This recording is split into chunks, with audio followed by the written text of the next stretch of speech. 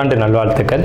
அதாவது நம்ம தமிழர்கள் தமிழ் புத்தாண்டை தான் நம்ம விசேஷமாக கொண்டாடணும் அப்படின்ற ஒரு அமைப்பில் இந்த தமிழ் புத்தாண்டு அப்படிங்கிறது வரக்கூடிய ஏப்ரல் 14ஆம் தேதி தொடங்க இருக்குது. நம்மளுடைய தமிழர்களுடைய ஒரு பண்பாட்டில், நம்மளுடைய கணித முறைகளில், நம்மளுடைய சாஸ்திர முறைகளில் முன்னோர்கள் வகுத்து கொடுத்தது எது அப்படின்னு கேட்டிங்கன்னா சித்திரை 1 தான் நமக்கு தமிழ் புத்தாண்டு.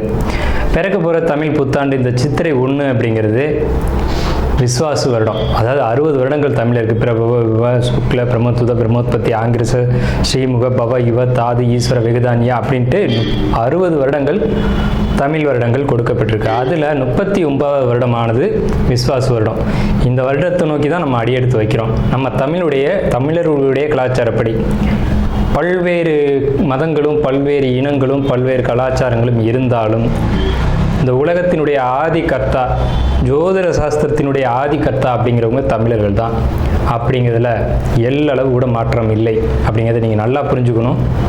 இந்த உலகத்துக்கு சாஸ்திரத்தையும் நாள்காட்டியும் வான சாஸ்திரத்தையும் தொகுத்து கொடுத்தவங்க யாருன்னு கேட்டால் நம்ம தமிழர்கள். நம்ம தமிழ் புத்தாண்டை நம்ம மற்றவங்களுக்கு கொடுத்துட்டு மற்றவங்களுடைய கேலண்டர் எடுத்து நம்ம பயன்படுத்திட்டு இருக்கோம். இது மிகப்பெரிய ஒரு தவறு. இந்த இடத்துல நம்மளுடைய தமிழ் புத்தாண்டை நம்ம பின்பற்றணும்னு சொல்லி ஒரு வேண்டுகோளை நம்ம வச்சுட்டு இந்த தமிழ் புத்தாண்டு எப்படி இருக்குது அப்படிங்கிற அமைப்பையும், தமிழ் புத்தாண்டு என்ன, தமிழ் புத்தாண்டுடைய சிறப்புகளையும் நம்ம பேசுவோம். நாள் என் செய்யும் வினைதான் என் செய்யும் என்னை நாடி வந்த கோள் என் செய்யும் கொடுங்கூற்று என் செய்யும் கூரேசர் இருந்தாலும் சிலம்பும் சதங்கையும் தண்டையும் சண்முன் தோளும் கடம்பும் என் கண்முன் வந்து தோன்றினேன். அதாவது நம்மளுடைய தமிழ் கடவுள் அப்படிங்கிறவர் முருகன் தாங்க. அகத்தியருக்கு தமிழை கற்றுக் கொடுத்தவர் யாருன்னு கேட்டிங்கன்னா முருகன் தாங்க. முருகன் தான் தமிழ் கடவுள். அதாவது அவருடைய பிறப்பு வேணா நம்ம சிவன் பார்வதி அப்படி இப்படின்னு நம்ம சொல்லலாம். ஆனால் தமிழுக்கென்ற ஒரு கடவுள், தமிழினுடைய ஆதி கர்த்தா அப்படிங்கிறவங்க யாருன்னு கேட்டிங்கன்னா முருகன் தான். ஸோ அதனால் நம்ம முருகனை வணங்கி நம்ம இந்த பதிவை தொடர்வோம். சித்திரை 1 அப்படிங்கிறது ஏப்ரல் 14ஆம் தேதி ஆங்கில கணக்குப்படி. ஆங்கில கணக்கை தயவு செஞ்சு யாரும் எடுத்துக்க வேணாம். ஆங்கில நாள்காட்டி தவறானது தான். இது நம்ம சவால் விட்டே சொல்லலாம். ஒரு 15 நாட்கள் ஆங்கில நாட்காட்டியில் காணாமல் போய் அதை தேடி கண்டுபிடிச்சி அதுக்காக நாட்களை திருத்தின ஒரு வரலாறு நம்ம வரலாறு இருக்குது. நல்லா தெரிஞ்சுக்கோங்க. இன்னையிலேருந்து இன்னும் நூற்றுக்கணக்கான வருடங்களுக்கு கிரகணத்தை ஆதி காலத்திலே குறித்து வச்சுருக்காங்க நம்ம முன்னோர்கள். ஸோ அப்படிப்பட்ட நம்மளுடைய தமிழ் வருடப்பிறப்பான விஸ்வாச வருடப்பிறப்பு எப்படி நடக்குது அப்படின்னு பார்த்தீங்கன்னா, திங்கட்கிழமை அன்னைக்கு பிரதமை திதியில் சுவாதி நட்சத்திரத்தில் வஜ்ரம் நாமயோகத்தில் கௌளவ கரணத்தில் பிறக்க இருக்குது. இந்த சித்திரை 1 தாங்க கேரளாவில் ஐயப்பனுக்கு நடை திறப்பு முதல்ல நடக்கக்கூடிய நாள். அப்படின்னா சித்திரை விசு அப்படின்னு சொல்லுவாங்க. விசு அப்படின்னா சமப்படுத்துதல் அப்படின்னு பேர். சித்திரை விசு அப்படிங்கிறத கேரளாவில் விசேஷமாக கொண்டாடுறாங்க.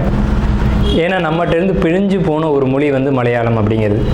சரி, விஸ்வாசு வருடத்துக்கு நம்ம முன்னோர்கள் என்ன விளக்கம் கொடுத்துருக்காங்க அப்படின்னா, விஸ்வாசு அப்படின்ற சொல் நேர்மை, நீதி, செல்வம் அப்படின்னு உயர்ந்த ஒரு அர்த்தத்தை வச்சுருக்காங்க. நம்முடைய தமிழ் மொழிக்கு நம்ம தமிழ்லேயே அர்த்தங்கள் தேட வேண்டிய ஒரு காலகட்டம் வந்தாச்சு. சரி, இந்த விஸ்வாசு வருடம் அப்படிங்கிறது நேர்மை, நீதி, செல்வம் அப்படிங்கிற ஒரு அர்த்தத்தில் வருது இந்த சொல் அப்படிங்கிறது.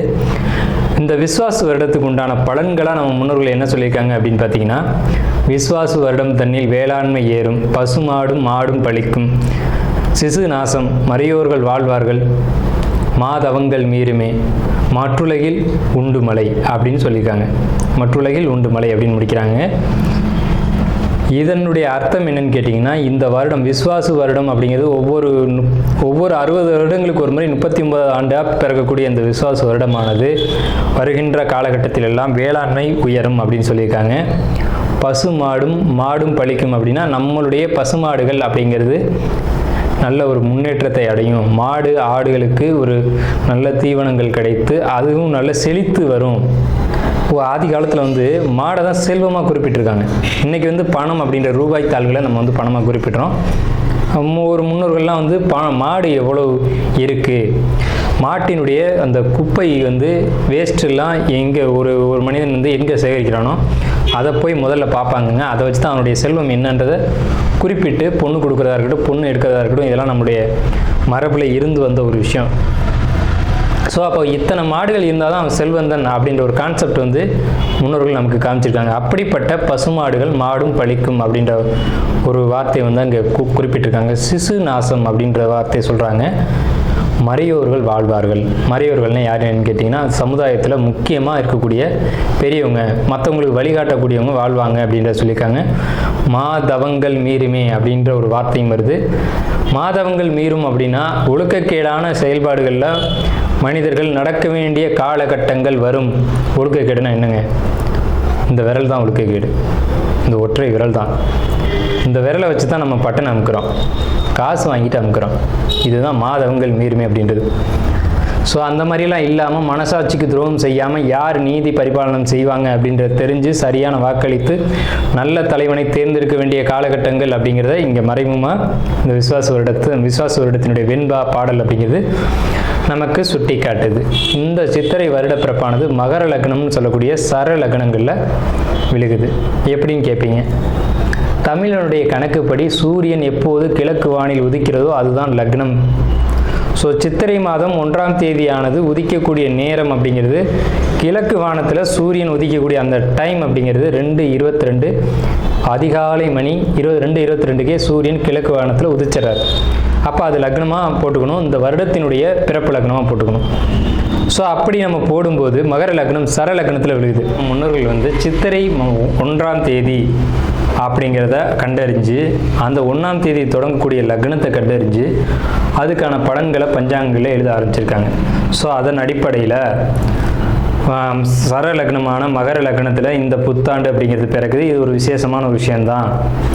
ஏன் அப்படின்னு கேட்டிங்கன்னா, அந்த மகர லக்னத்துக்கு அதிபதியான சனி பகவான் ஒரு பலமான ஒரு நிலையில் வருடப்பிறப்பின் போது இருப்பாங்க அப்படிங்கிற ஒரு விசேஷமான ஒரு அமைப்பில் இந்த வருடப்பிறப்பு அப்படிங்கிறது விஸ்வாச வருடம் பிறக்கின்றது.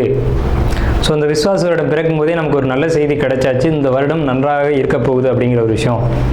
சரி, இதை சித்திரை மாதம் தான் நீங்கள் தமிழருடைய கலாச்சாரம் அப்படின்னு சொல்லிங்களே, இதுக்கு ஏதாவது ஆதாரம் இருக்கா அப்படின்னு கேட்டிங்கன்னா கண்டிப்பாக இருக்கிறது. புறநானூறு அப்படின்ற ஒரு தமிழ் இலக்கியம் இருக்குது. அதில் போய் தேடி பார்த்தீங்க அப்படின்னா தலைநாள் பூத்த பொன் இணர் வேங்கை அப்படின்ற சொல்லும், கனிவேங்கை நன்னாளே நாடி மலர்தலால் அப்படின்ற வார்த்தை வரும். அதாவது சித்திரை மாதத்தில் பூக்கள் அதிகமாக பூத்து குலுங்கும். அதனால தலைநாள் அப்படின்ற சொல்ல யூஸ் பண்ணுறாங்க. தலைநாள்னா முதல் மாதம் அப்படின்னு, தலை மாதம் கடை மாதம் அப்படின்னு பிரிக்கிறாங்க. கனிவேங்கை நாடி மலர்தலால், கனிவேங்கை நல்லான் நாடி மலர்தலால், அந்த பூக்கள் பூக்கிறதுனால அந்த கனிவேங்கை மாதம் அப்படிங்கிறதையும் தலைநாள் பூத்த பொன் இணர் வேங்கை அப்படின்ற சொல்லும் புறநானூறு அப்படின்ற இலக்கியத்தில் தமிழ் மாதம் முதல் மாதம் சித்திரை மாதம்ன்ற குறிப்பீடு அங்கே இருக்குது. சரிங்களா? வண்ண மலர்கள் பூத்து குலுங்கக்கூடிய ஒரு பொன்னான மலர்கள், பொன் போன்ற மலர்கள். இன்றைக்கும் கேரளாவில் ஒரு மஞ்சள் நிறத்தில் தங்க நிறத்தில் பூக்கக்கூடிய பூக்களை பறித்து அவங்க விசேஷத்துக்கு சித்திரை 1 அன்னைக்கு கொண்டாடுறாங்க. அவங்க தமிழ் பண்பாடை பின்பற்றுறாங்க அப்படின்றத இதை நீங்கள் தெரிஞ்சுக்கலாம். சரிங்களா? இப்போ இந்த சித்திரைக்கு அதிதேவதை யாருன்னு கேட்டிங்கன்னா மகாவிஷ்ணு. மகாவிஷ்ணு தான் காக்கக்கூடிய கடவுள் அப்படின்னு சொல்கிறாங்க. மகாவிஷ்ணு எங்கும் நிறைந்தவர் அப்படின்னு சொல்கிறாங்க. சரிங்க சார், சித்திரை மாதம் விசேஷங்களை கொண்டாடலாமா அப்படின்ற ஒரு கேள்வி வரும். 100க்கு 100% கொண்டாடலாம். ஏன்னு கேளுங்க. இதுக்கு உதாரணம் ராமர் தான். ராமர் பட்டாபிஷேகம் ஏற்ற மாதம் எதுன்னு கேட்டிங்கன்னா சித்திரை மாதங்க. அப்போது விலக்கப்பட்ட மாதங்கள் அல்ல, இது விசேஷத்துக்கு ஏற்றுக்கொள்ளப்பட்ட மாதம் எதுன்னு கேட்டிங்கன்னா சித்திரை மாதம்தான். பகவத்கீதையிலே ஒரு வார்த்தை வருது, ருதுக்களில் நான் வசந்த ருதுவாக இருக்கிறேன் அப்படின்னு கிருஷ்ணன் சொல்கிறார். நம்மளுடைய வாக்கியம்ல, இது பகவானுடைய சொல். அப்போ வசந்த ருது அப்படின்றது எதுன்னு கேட்டிங்கன்னா சித்திரை 1 தான் வசந்த ருதுனுடைய தொடக்கம். வசந்த காலம் அப்படிங்கிறது வெயில் காலம் அப்படின்னு தான் பேர், கோடை காலம் அப்படின்னு பேர். வசந்த காலமானது சித்திரை வைகாசி, இந்த 2 மாதத்தையும் வசந்த காலம் அப்படின்னு குறிப்பிடுறாங்க சமஸ்கிருதத்தில். அப்போ இந்த வசந்த காலம் எனக்கு பிடித்த ருது அப்படின்னு சொல்கிறாரு கிருஷ்ணர். ஸோ ராமர் பட்டாபிஷேகம் ஏற்றுக்கிட்ட நாட்கள் எது அப்படின்னு கேட்டிங்கன்னா சித்திரை மாதம். அப்போ சித்திரை மாதம் புது வீடு வாங்கலாம், புது வீடுக்கு கிரகப்பிரவேசம் பண்ணலாம், புது மனை எழுப்பலாம், மனை சம்பந்தப்பட்ட விஷயங்கள், மங்கள காரியங்கள், இது எல்லாம் விஸ்வாச வருடம் மூல நட்சத்திரத்துக்கான பலன்கள். முதல்ல பொருளாதார பிரச்சனைகள் அப்படிங்கிறது இந்த ஆண்டு உங்களுக்கு கிடையாது. ரெண்டாவது விஷயம், தந்தை வழி உறவுகளை பொறுத்த வரைக்கும் கவனமாக இருக்கணும். தந்தை கிட்ட ஒரு கருத்து வேறுபாடோ அல்லது தந்தை வழி சொத்து உங்களுக்கு கிடைக்கிற ஒரு சிக்கலோ கண்டிப்பாக ஏற்படும். அதே மாதிரி உங்களுக்கு பழைய வாகனங்கள், பழைய வீடு ஏதேனும் ஒரு ப்ராப்பர்ட்டிஸ் வாங்கக்கூடிய அமைப்பு அப்படிங்கிறது உங்களுக்கு நிச்சயமாக அது செகண்ட் ஹேண்டாக தான் வரும். அது வாங்கக்கூடிய அமைப்பு அப்படிங்கிறது இருக்குது. கணவன் மனைவிக்குள்ளே பொறுத்த வரைக்கும் கருத்து வேறுபாடுகள் அப்படிங்கிறது இருக்குது. பயணம் மூலமாக வருமானம் அப்படிங்கிற ஒரு அமைப்பு மூல நட்சத்திரத்துக்கு கண்டிப்பாக உண்டு. இந்த விசுவாச வருடத்தில் ஹெல்த் இஷ்யூஸ் வரதுக்கான வாய்ப்புகள் உண்டு. உடம்பை நல்லபடியாக பார்த்துக்கோங்க. இவங்களுக்கு இந்த விஸ்வாச வருடம் தமிழ் வருடம் மொத்தம் 60 இருக்குது. பிரபுவ, விபவ, சுக்ல, பிரம்மோத்வத, பிரம்மோத்பத்தி, ஆங்கிரச, ஸ்ரீமுக, இப்படி 60 வருடங்களில் 39வது எண்ணிக்கையில் வரக்கூடிய வருஷத்துக்கு பேர் தான் விஸ்வாச வருடம். இந்த விஸ்வாசு அப்படின்ற சொல்லுக்கு வந்து செல்வம், நேர்மை, தூய்மை அப்படின்ற ஒரு பொருள்லாம் இருக்குது.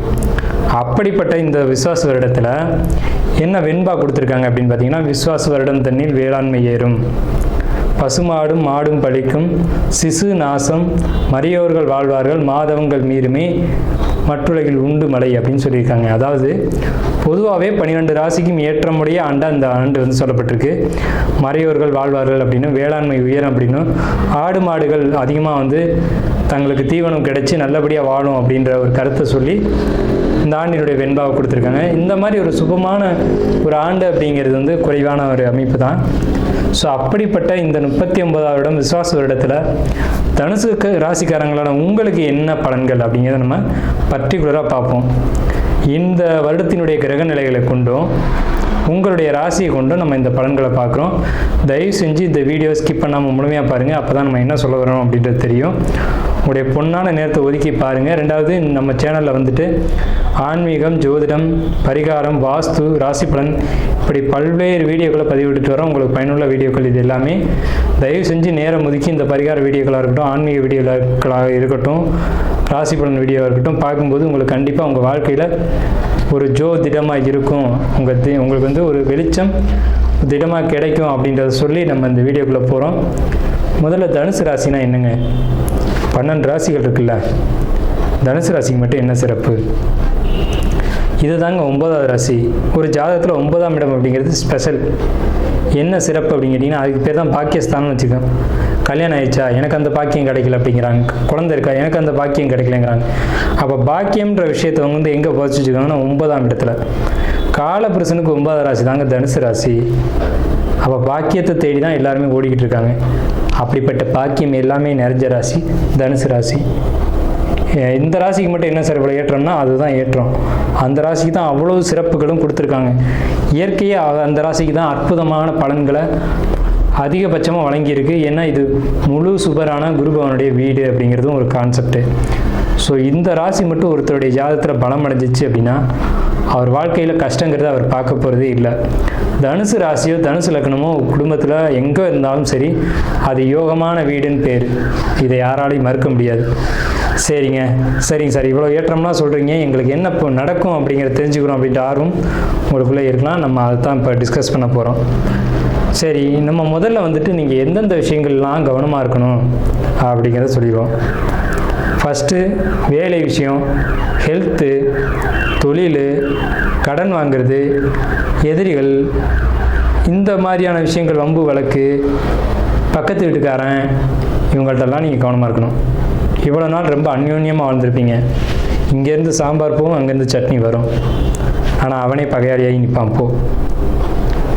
சகோதர வழி உறவுகளும் பங்காளிகளும், அதே மாதிரி எழுத்து சம்மந்தப்பட்ட விஷயங்களும், டாக்குமெண்ட் பிரச்சனையும், எனக்கும் என் தம்பிக்கும் சொத்தை பிரிக்கலை சார், பிரிச்சிருங்க உடனடியாக, இல்லையா அந்த விஸ்வாச வருடம் முடிஞ்சு தான் பிரிக்கிற மாதிரி ஆகும். இந்த விஸ்வாச வருடத்தில் அந்த இதை நீங்கள் எழுதி சரி பண்ணணும்னு போனீங்கன்னா வலுவான சிக்கலை மாட்டிக்கிங்க. எழுத்து சம்மந்தப்பட்ட சிக்கல் உங்களுக்கு இப்போ காத்துட்ருக்கு.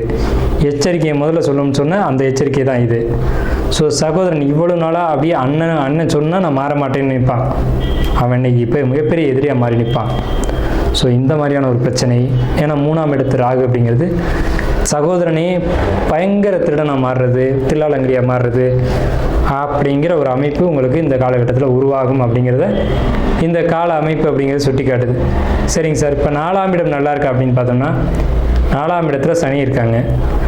ஸோ சனி பலம் தான், அங்கே ஒன்றும் பலகீனம் இல்லை.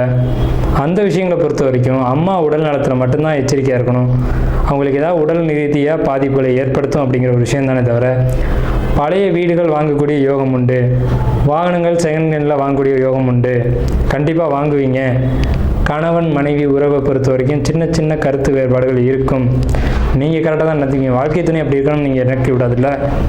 அவங்களுக்கு 1000 டென்ஷன் இருக்கும், எங்கே காட்டுறதுன்னு தெரியாமல் உங்கள்கிட்ட காட்டிகிட்டு இருப்பாங்க. ஸோ இது இயற்கை தான். இது நம்ம பெருசாக எடுத்துக்கணும் அப்படின்ற அவசியம் இல்லை. தந்தையை பொறுத்த வரைக்கும், தந்தையோட உடல் ஆரோக்கியத்தை பொறுத்த வரைக்கும் தலை சார்ந்த இடங்களில் நரம்பு சம்பந்தப்பட்ட பாதிப்புகளை ஏற்படுத்தக்கூடும் அப்படிங்கிற ஒரு அமைப்பு இருக்குது.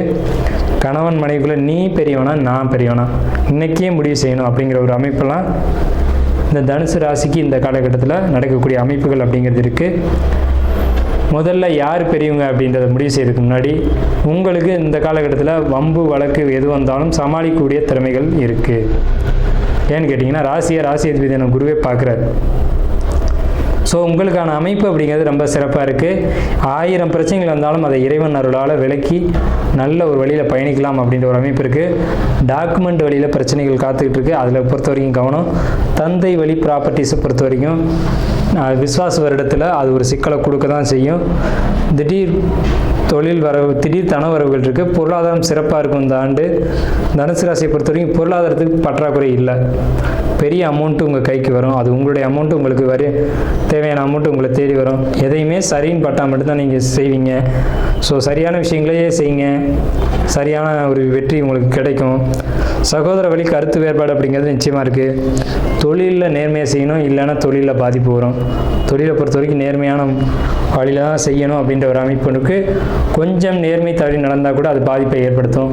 லாபம் இருக்கா சார்னு கேட்டிங்கன்னா கண்டிப்பாக லாபம் இருக்குது. அதே மாதிரி ஜாப்பில் எச்சரிக்கைன்னு நம்ம முன்னாடியே சொல்லிட்டோம். ஜாப்பில் பெண்களால் தொந்தரவுகள் நிச்சயமாக உண்டு. இப்போ ஆண்கள் வேலை செய்கிறீங்கன்னா இன்னொரு ஆண்கள் இருந்தால் பிரச்சனை இல்லை. அதே இடத்துல ஒரு லேடிஸ் இருந்தால் ஆண்களை பொறுத்த வரைக்கும் கவனமாக இருக்கணும். பெண்கள் வேலை செய்கிறீங்கன்னா உங்களுக்கு மற்றொரு பெண்ணால் பிரச்சனைகள் உண்டு. ஸோ தனுசு ராசிக்காரங்களை பொறுத்த வரைக்கும் என்றைக்குமே நான் சொல்கிறேன், பெண்களால் மட்டும்தான் பிரச்சனை வரும். அது ஆணாக இருந்தாலும் சரி, பெண்ணாக இருந்தாலும் சரி. மனைவி வெளியில் விரயங்கள் ஏற்பட வாய்ப்பு உள்ளது. ஹெல்த்து சம்மந்தப்பட்ட உடல் ரீதியில் கவனம் தேவை. தாயார் உடலில், தாயாருடைய ஹார்ட்டு சம்மந்தப்பட்ட இடங்களில், இருதயம் சம்மந்தப்பட்ட இடங்களில் ரொம்ப எச்சரிக்கையாக இருக்கணும். தலை சம்மந்தப்பட்ட பகுதியிலையும் கவனமாக இருக்கணும். கொழுப்பு சம்மந்தப்பட்ட பாதிப்புகள் தாயாருக்கு ஏற்பட வாய்ப்பு உள்ளது. ஸ்ட்ரோக் மாதிரியான விஷயங்கள், அந்த மாதிரியான அமைப்புகள் ஏற்பட வாய்ப்பு இருக்குது. குழந்தை அமைப்புக்காக இயங்கிட்டு கூடிய தனுசு ராசியை பொறுத்த வரைக்கும் சற்று தாமதமாகும்.